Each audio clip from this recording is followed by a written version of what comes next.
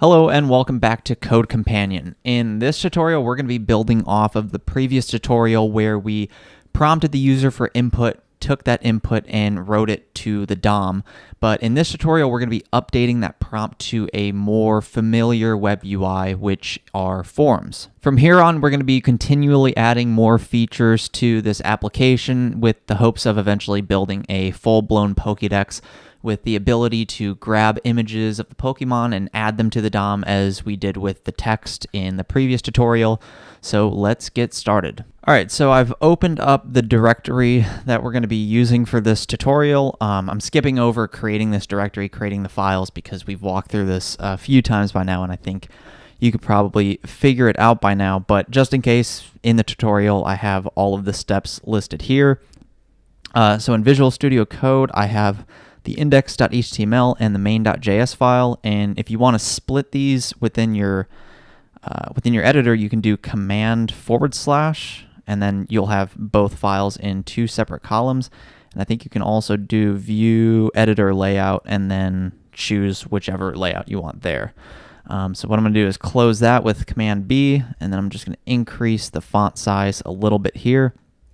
And the first thing we're going to do is go over here and grab the HTML for our application. So most of this should look familiar to the previous tutorial, but the big update here is that we now have this form tag. So everything within this first form right here and then this closing form tag right here is our form. The noteworthy part here is this ID. This is how we're going to access the values within our form. So we specify an ID for our form, and then below that we just have a little P tag that says Pokemon name with an input, and then again, note this little name right here, name equals Pokemon. That's how we're going to get the specific value within this form. And then below that we have a description paragraph tag with a text area below it. Once again, note that there's a name attribute set to description. Again, this is how we're going to get the value from this form. And then finally, we have a button with the type set to submit.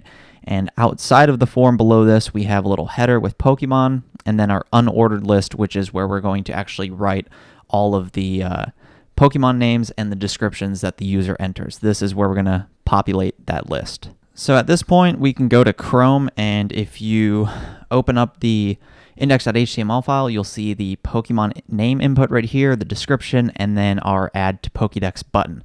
But we need to add an event listener for this submit button. We need it to do something. So what we're going to do is go over here, and I'm just going to copy this event listener that I have set up, and we'll paste it right here. So first we have our event listener for DOM content loaded. We want to wait for the entire DOM to be loaded before we do anything. And then once it's loaded, we create a form object using document.getElementById with Pokédex. Remember, this Pokédex we've specified as the form ID. So doing document.getElementById, passing it Pokédex, we now have an object representing our form within the DOM. And then we use form, do add event listener, and this time instead of the click event, we use submit. This is a form, so it has an event that's submit rather than click.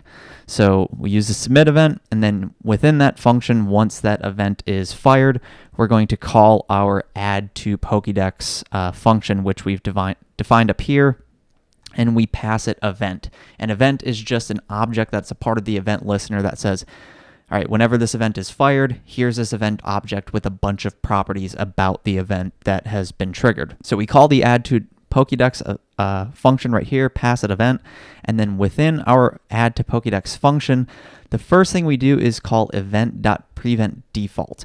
And what this does is prevent the default action of this event from firing.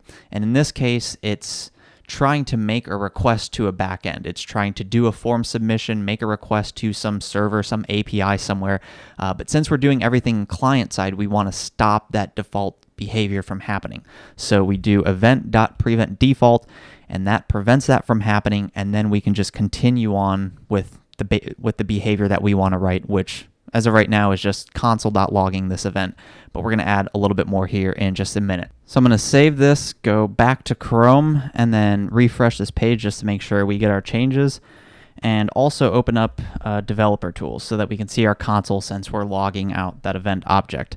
And then I'll add a Pokemon name here, a description like found in Viridian City, and then click add to Pokédex. And here you see the event object that we're console.logging. So you can expand this if you want, and there's a bunch of different properties related to that event. You can even see like source element, form, Pokédex.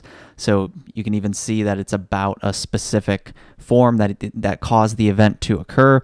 But what we want to do is go back to Visual Studio and actually do something with this event, because that event fired. Now we want to get some data from that event, some details from our form. So first we're going to remove this console.log, and what we want to do first is get these two values, the Pokemon value and then the description value.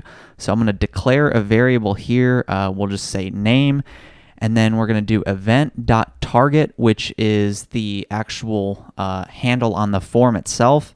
So event.target targets our form, and then from there we can do Pokemon, which we know because of the name that we set to this input, and then .value.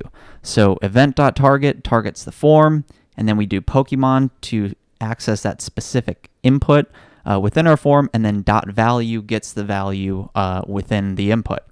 And then just below that, we can do the same thing for description. So once again, we'll do description equals event.target, but this time instead of Pokemon, we're going to do description because that's the name that we specified for this text area.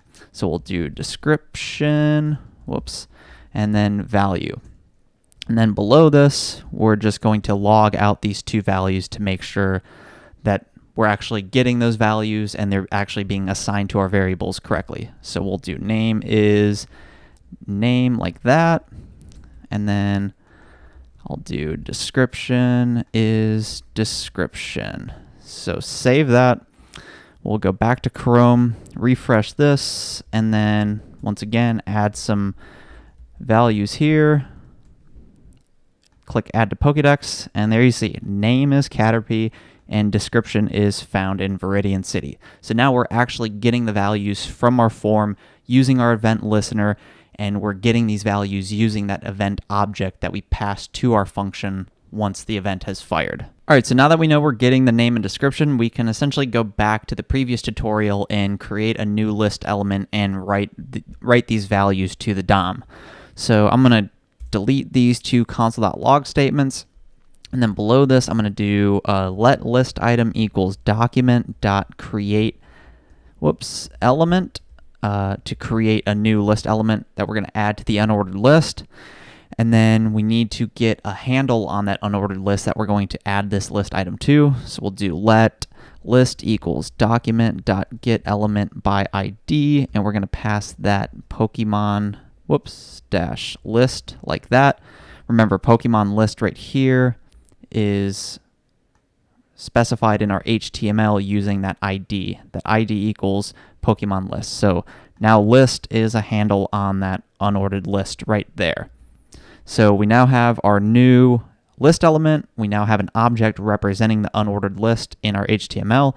And then we can do list item.innerHTML equals, we'll use a template string, and we're just going to do name dash description like that. So we create our list element, and then we set its text to just be the value of our name dash the value in description. And then below that, we can do list.append child, and we'll append our new list item like that. So we create a new list item, we get an object representing the unordered list within our HTML, then we set the inner HTML of our list item to be the name and description that we're getting from the form, and then we just append it to the list. So we'll save that, go back to Chrome, refresh this, once again add our values, and then click add to Pokédex, and there we go. Now it's adding our values from the form to the unordered list. But notice that we do have a slight issue here because our form maintains its original state. And ideally, we'd like this to reset.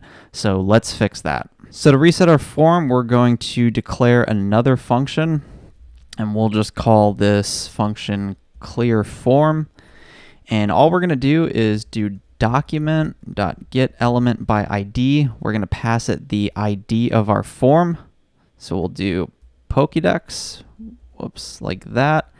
And then all we have to do is call, not that, why Visual Studio Code. Please don't autocomplete things I don't want you to. We just call reset. So if we get an object representing our form and then call reset, it will reset our form. And then all we have to do is go down here and actually call our new function. So now whenever that submit event fires, it will add the form values to the form, and then after that it will call clear form, which will clear our form. So we'll go back to Chrome, we'll reset this, Caterpie found in Viridian City, and then click add to Pokédex, and now our values are written to the DOM, they're written to that unordered list, and our form resets with the previous values that were in the form cleared, so that the user can go ahead and start adding another Pokemon. And just to show that this works correctly, found in Pewter City. You can't find Blastoise in Pewter City, but whatever. There you go. Now we can add multiple Pokemon to the list, and after each addition to the list, our form resets. Now before we wrap up, remember that everything in JavaScript is basically an object. So like earlier when we were logging that event object, it had a bunch of properties that were listed whenever we expanded it, and then we access some of these properties like target.pokemon.value to get specific values from that object. Similarly, you have objects like document.getElement by ID where we access a form within our HTML. And if you have an HTML form object, it exposes certain methods to you like reset. So if we go to Chrome, you'll see within Mozilla Developer Network, they have a entire, page dedicated to the HTML form element, and you can see specific things about it. You can access .name representing the value of the form's name HTML attribute. And if you go down to methods, you'll see there's reset. And it says the HTML form element .reset method restores a form element's default values. Yes. So you go down a little bit further and you'll see essentially what we just did. So as you're working with specific objects, as you're working with strings in JavaScript, or if you're working with HTML form elements, sometimes it's helpful to just go to the documentation, look it up, and kind of browse through. Okay, what are the properties that are available to me? What are the methods that are available to me? So that when you get to a point in your code where you have a form, the values aren't resetting, and you think, gee, it'd be nice if there was a way to reset this. You look through the documentation and you see, oh, there's a reset method, and more importantly, they actually have an example that shows you how to do it. So whenever you're working with things, whether it be numbers in JavaScript, strings in JavaScript, HTML form elements, sometimes it's worth taking the time to just look these things up, read the documentation so that you know all of the different properties and methods that are available to you to make your life a little bit easier. So to wrap this up, I'm going to create a new repository for this code. I'm just going to call it forms since that's what we worked on. And then I'll go to iTerm, and I'm just going to do get init, and then I'm going to do get add period to add all of their files within our directory. Then I'm just going to do get commit -m. We'll just say add forms.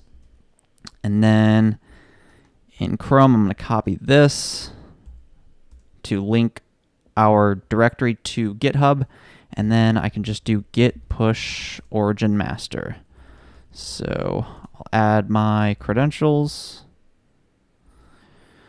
Once that's finished, I can go back to Chrome, and there's our files. So one last exercise for you is to, look at the current state of our application, and notice that if you do add to Pokédex like that, it continues to add list elements even if the form is empty.